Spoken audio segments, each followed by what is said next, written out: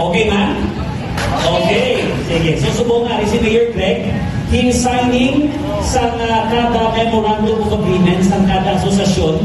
So, kada representative diri, magsidaho na lang kay Mayor Greg sa MOA para ning mapirmahan. No? We would like to acknowledge ang aton OIC sa aton Pedro, Attorney Allen Love, Dignatise, palakpakan naton. Si Attorney Dignatise, isama ni sa iyang office, maupod sa city planning naton in terms of monitoring. Si Engineer Aya. Klaro ehemplo na hindi tanan malubrahon masarangan sa gobyerno.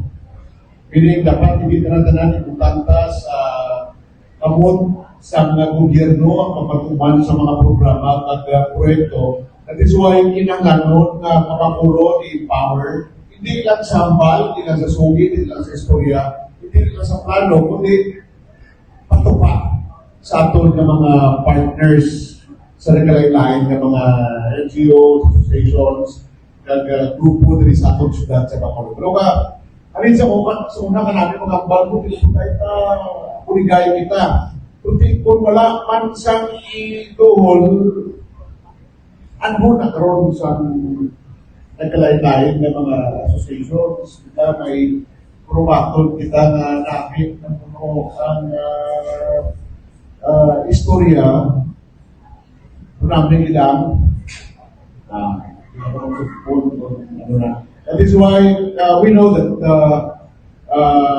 ini siya hindi law-law na punto na ihatag isaling sa syudad sa nagkalain-lain ng mga associations. We're talking about 9 million pesos in total ang i-release by matapos sa mga sa hindi na tiwala na week next week arin na niya ang check-in na ma-turnover na mo sa inyo.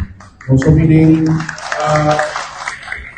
when we say inasaling tapos sa inyo, upundra ang hope na hindi siya makabuligid sa inyo. Okay?